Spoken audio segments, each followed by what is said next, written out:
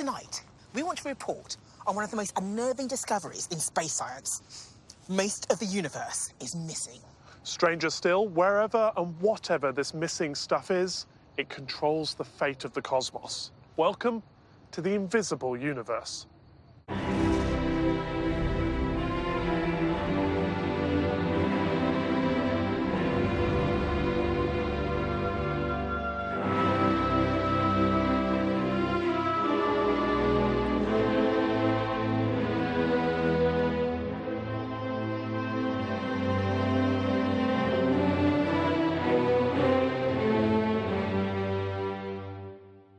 We're here at the Mullard Radio Astronomy Observatory in Cambridge.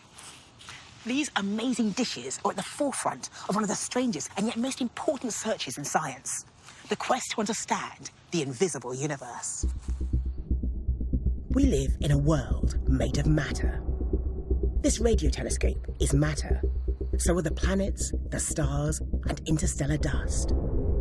So you might think it's easy stuff to find, but it turns out that even this ordinary matter is almost invisible. And that's only the start. As well as ordinary matter, there's another kind of matter we think is out there, but we've never actually seen. We call it dark matter. Chris visits the largest dark matter detector in the world to try and find it. And Jim El-Khalili investigates the most puzzling mystery, so mysterious that almost all we know about it is a name. Dark energy. Tonight, we'll guide you through this mind-boggling invisible universe and show you how it could control the fate of the entire cosmos.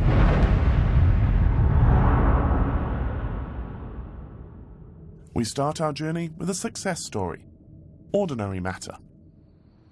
That's what's called baryonic matter. And the thing is that when you add up all the baryonic matter in the universe, all the stars, the galaxies, the black holes, the planets, the gas, the dust, everything, you find you come up very short. We just can't find enough of the stuff, given what we know about the early universe. But where is this missing matter?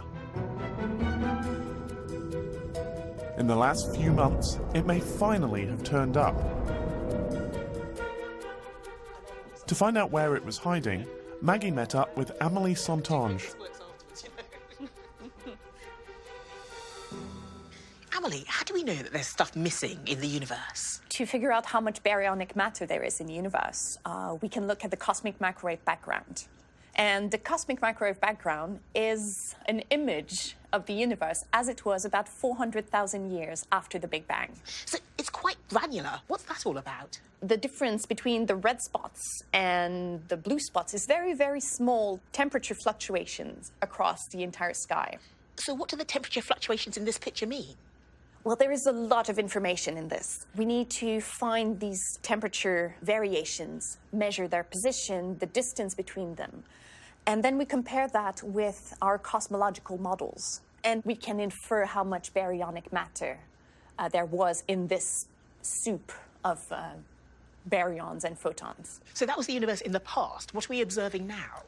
So now we can go and use our telescopes to look at the galaxies around us. And with that, we can measure their stars, the gas, the dust between the stars. And if we add all of that up, we come up to about 10% of the total that is inferred by the cosmic microwave background. So there's about a 90% gap there. Yeah, so 90% is missing. It's not visible. That's right. Aha. So now we had to be a bit clever about that and try to go and find that extra missing mass. We assume a lot of it must be in gas that is located around galaxies. But how do we measure this thing? Big question. So I have a little demo here we can do to illustrate this. So I'm going to spray some water, which presumably you can't really see. Right? Not really, it's just no. vapor.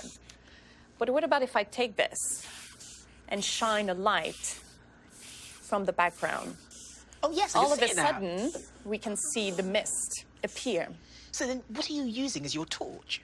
So we can use as torch what we call quasars, supermassive black holes in very distant galaxies that are very, very bright. They are our cosmic torches in some sense. Yes. And by looking at their light, we can see some of the light being absorbed by the low density gas in front of it.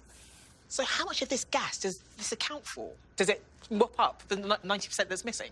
Not quite. So if we combine all of this, all the different observations, we come up to about 70%. Okay. So there was still a 30% of what we call the missing baryons that were not accounted for.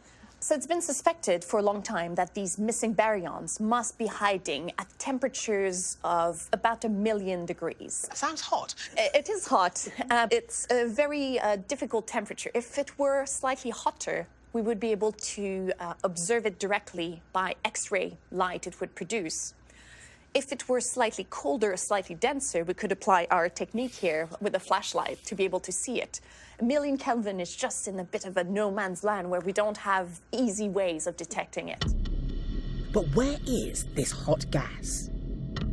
Scientists guessed that it lay in invisible gassy threads called filaments that occupy the space between galaxies. And they came up with an ingenious way of seeing them, using the cosmic microwave background. So what some astronomers have done now is use some data from the Planck satellite to look for this gas in filaments in between galaxies. Now, each filament between galaxies is very diffuse. There is trace amounts of gas in there, so we are not going to be able to see it directly. We need to find a trick to boost that signal. We see light from the cosmic microwave background, these photons that are propagating, and when they hit the filaments of warm gas, the photons are scattered, they change direction slightly, and they lose a little bit of energy. So we can pick up on these energy changes. This image shows the new result. The invisible filaments between the galaxies, now rendered visible, using light from the beginning of the universe. So this is the filament here. Yes. So what's our view of the universe now? How does it all add up? With this discovery, we think that we have located all the baryons in the universe today, which is great news. It's great because it confirms our models and it gives us a good view of where the matter is in the universe. That's an amazing result. Thank you so much for coming and sharing it with us. Pleasure. So that's one part of the invisible universe we're finally able to see. But not all invisible matter is that easy to identify. Here at the MRAO in Cambridge, telescopes like these peer deeper and deeper into space, producing ever more detailed information about what's out there in our universe. And they're uncovering new clues about a very different kind of invisible matter. One that dwarfs ordinary matter in mass and seems to shape how the whole of the cosmos is held together. I'm talking about the mystery of dark matter. We think that dark matter exists because of some strange phenomena we've observed. Some of the first evidence came in from studying distant galaxies and how they rotate. Now, it's not a strictly accurate analogy, but imagine this turntable is a distant galaxy. As the turntable spins, the marble will fly off. With galaxies, a similar thing should happen. As they rotate, the stars within them should fly off into deep space. But they don't. It appears that gravity keeps them in place. But the problem is, there simply isn't enough mass visible in the galaxy to produce this much gravity. Something else must be providing this extra gravity to hold the stars in place. So scientists came up with the idea of dark matter, a substance that has mass, so affects the gravity, and holds the galaxy together. They suspect dark matter is made of heavy subatomic particles, affected by gravity, but little else, making it totally invisible. So, what is dark matter? And how do we go about finding it? Chris went to visit one of the biggest dark matter laboratories in the world. This is a wonderful place to be this time of year. Gran Sasso in the heart of the Italian Apennines. But we're not here to admire the view, we're heading underground in search of dark matter. This laboratory isn't up in the mountains because of the clear air, it's actually underground. And that's because we need to shield ourselves from cosmic rays, particles that are raining down on us all the time. And so out here, we're being hit by them every second, but once we go into the tunnel, disappear underground, where the laboratory is, we get 1,000,000 times fewer. That means we can see the more subtle signals that we're looking for, so dark matter and other cosmic particles. This is amazing. We're driving down a secret tunnel underneath a mountain, just like in a James Bond film. But this is where physics gets done.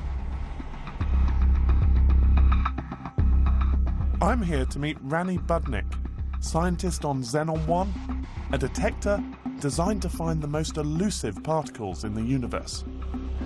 This is the Xenon experiment. This is amazing. This place is enormous. Yeah, it's really large, spacious. I reckon if you got somebody to design what they think a physics experiment would look like, Yeah, this is pretty close.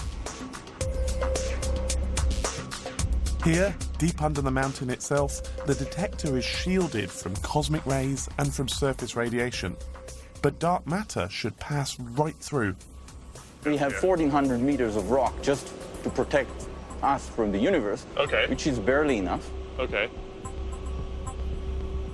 The detector itself is 3.5 tons of the inert gas xenon, held within this huge tank. The hope is that dark matter is made of WIMPs, weakly interacting massive particles, which will pass straight through the mountain, but then just occasionally score a rare direct hit on a xenon nucleus, which Rani should be able to detect. What do we know about dark matter? We don't know much about what this particle could do, but we do know many things about what it cannot do. So we know it doesn't interact strongly with light or with any matter that we know. So this is a problem because you're trying to detect it. So how on earth do you build a dark matter detector? You need to look for a very rare interaction. If the interaction strength is very, very weak, that means that they do interact, but rarely. When you say interact, what should I be imagining? What's actually happening? What we're looking for is basically kind of a billiard ball interaction. They just knock something, and then our particles, the normal particle, is knocked. And then this particle gets some energy. Our nucleus, our xenon nucleus, basically, is being kicked. And then the xenon nucleus deposits the energy inside our detector. Okay. So you're looking for these direct hits. Exactly. These rare cases when a dark matter particle happens to hit directly a xenon nucleus. Yes. And how often do we think that happens? So we know that in this detector, in Xenon 1 ton,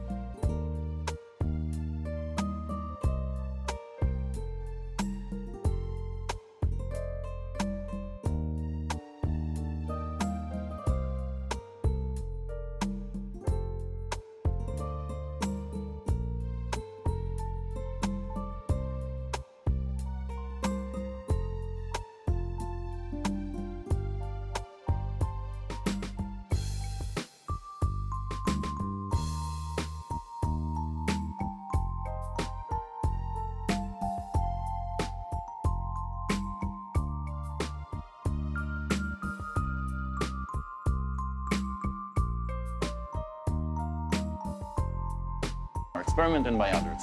Well, whatever the results are, I hope you'll come back and tell us about them. Thank you very much. You're welcome. It's wonderful to be here and genuinely exciting to see these marvelous experiments in action. But with all this effort, they still haven't found anything. And that makes me wonder, why are astronomers so sure that dark matter exists? Back in the UK, I met up with cosmologist Andrew Ponson, who's convinced that evidence for dark matter can be glimpsed at the beginning of the universe, in the same cosmic microwave background that Maggie encountered before. Particle physicists haven't found dark matter. What is it that makes astronomers so convinced that it exists? We've been able to take pictures of the universe when it was very young using specialist telescopes that just look back through time by looking to extraordinarily large distances. So this is the cosmic microwave background? The cosmic microwave background, exactly. And people had predictions for what that should look like long before detailed observations were actually technologically possible. And those predictions are based on a kind of competition. There's a competition between gravity pulling stuff together and pressure pushing things apart. That's going to give rise to kind of ripples going through the early universe.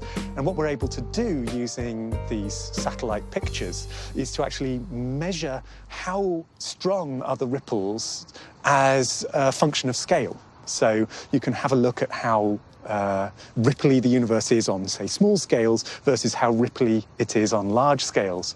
And depending on how that balance between gravity and pressure plays out, that gives you a very distinctive set of patterns. So these patterns tell you that the dark matter exists? The more dark matter you have, the more there's a sort of tendency to make big ripples.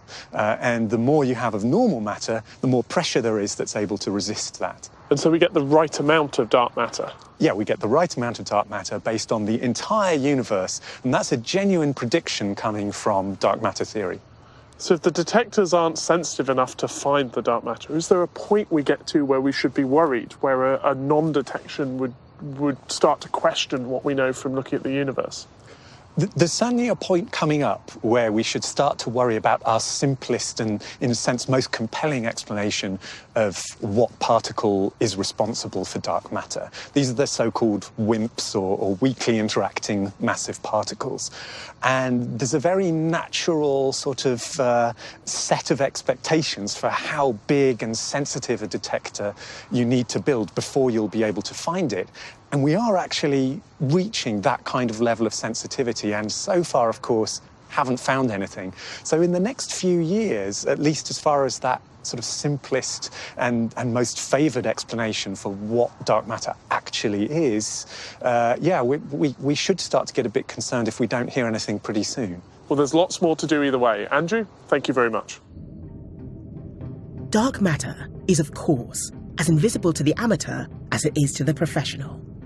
But anyone can look up and glimpse objects in the night sky that tell us about this elusive material. Pete Lawrence takes a look at a few of the objects that fascinate dark matter scientists. And he shows us how photography can help us see more. The idea of the invisible universe isn't really news to the amateur astronomer. We make the invisible visible every time we use our telescopes to look at the stars. Take, for example, the Andromeda Galaxy. It's between the constellation of Cassiopeia and Andromeda, just up from the star Merak. So what at first appears to be just a faint, fuzzy, elongated blob, with a telescope is revealed to be something far more complex.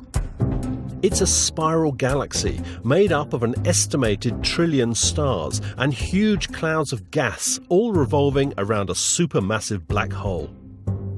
We now believe the shape is due to dark matter, which infuses the galaxy, holding the stars in position through gravity. Spiral galaxies like Andromeda are interesting for other reasons too. Now, I managed to get a very quick photograph of it just now through a gap in the clouds. And if you look at the shot, you can see there's a little star-like dot very close to the centre of the main Andromeda galaxy. Now, that's not a star, that's actually a dwarf galaxy, which is in orbit around the main galaxy. These satellite galaxies are fascinating for astronomers because they're thought to contain proportionally more dark matter than the larger galaxies. They're a bit of a puzzle too, because if current theories on dark matter are correct, we should be seeing more of them than we've so far found. There are other dwarf galaxies out there too, which you can try and photograph. At this time of year, there's a wonderful dwarf galaxy visible to a camera in the constellation of Leo. It's close to the bright star Regulus and is called Leo 1.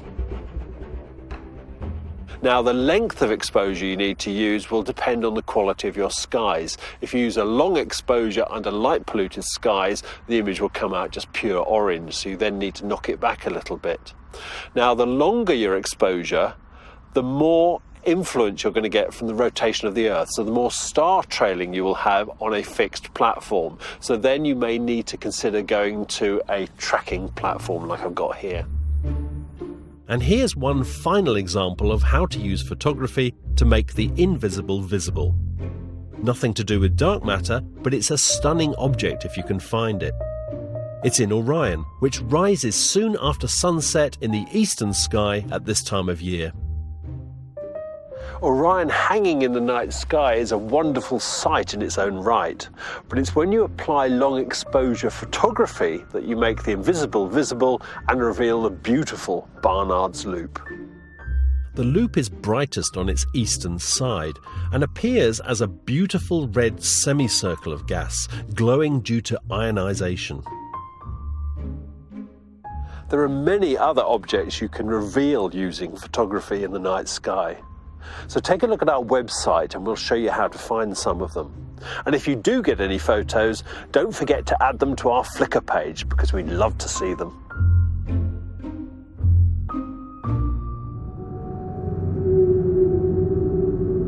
As we explore the invisible universe, we finally come to our most problematic mystery. It seems there's something else we need to explain, something we know very little about, but which might control the entire fate of the universe. Jim Al-Khalili explains.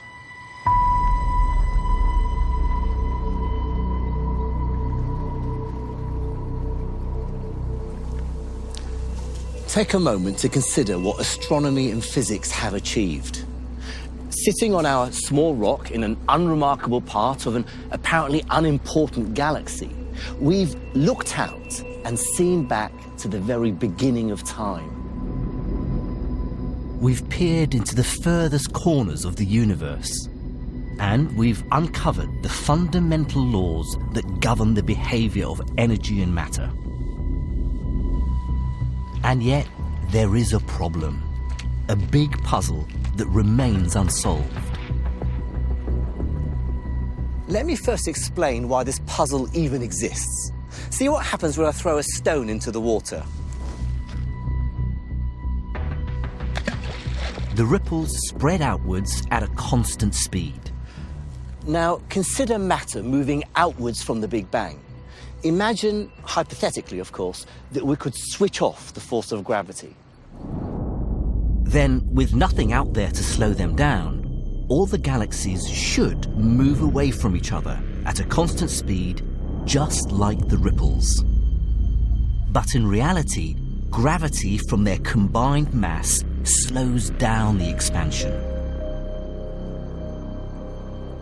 We now know how much normal matter there is in the universe, and we have a good idea how much dark matter there is out there too. So we should know how the gravity of all this stuff influences the way the universe is expanding. And at this point in its evolution, our calculations suggest that this expansion should be slowing down, but very slowly. However, astronomers have discovered that this isn't the case. To get a sense of how we know this and why it's a problem, I've come to the Rawlings Array at the Chilbolton Observatory. In August last year, this was one of the many radio telescopes around the world that observed the biggest astronomical event of 2017. Deep in space, two neutron stars collided, causing a stellar explosion of incredible violence. This so-called kilonova unleashed a massive burst of gamma rays and a powerful gravitational wave, both of which were measured here on Earth. Scientists have now used this event to measure the expansion of the universe. This is how.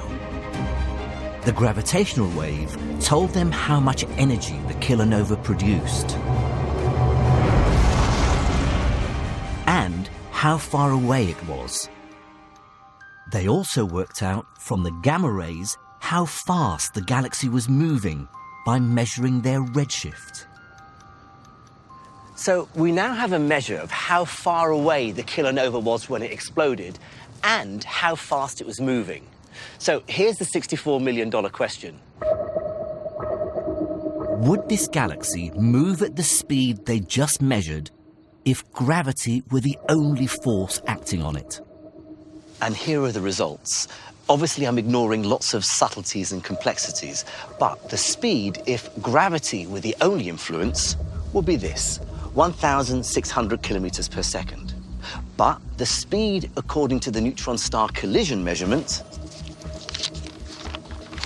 is this, 3,000 kilometers per second, almost double. Now, these two numbers are different, very different. It's more evidence for a startling conclusion.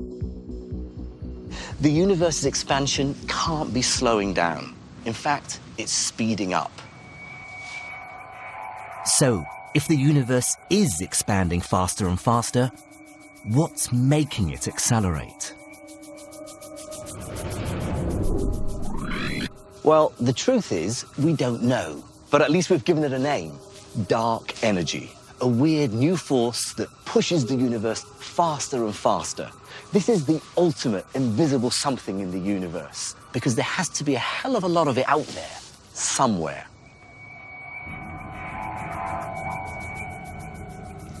And all this matters because dark energy could be the key to explaining how the universe will end. Without dark energy, gravity is the most significant force dictating the fate of the universe. If gravity is the dominant force, then it means that one day the universe might stop expanding and start contracting. Eventually, it'll collapse together in what's known as the Big Crunch. But if dark energy turns out to dominate, then the end of the universe could be much lonelier. As the universe spreads out, the influence of gravity becomes weaker until everything's too far apart for it to have any effect. Then, dark energy will be the only player in town.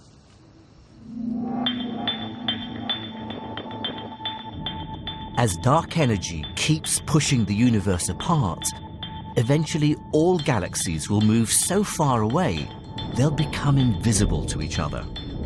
The distances between them will become so great that light from one would never reach the others, and the universe will disappear into darkness forever.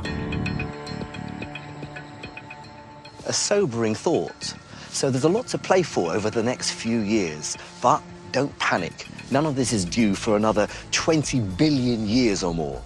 And who knows, it may all turn out to be wrong anyway.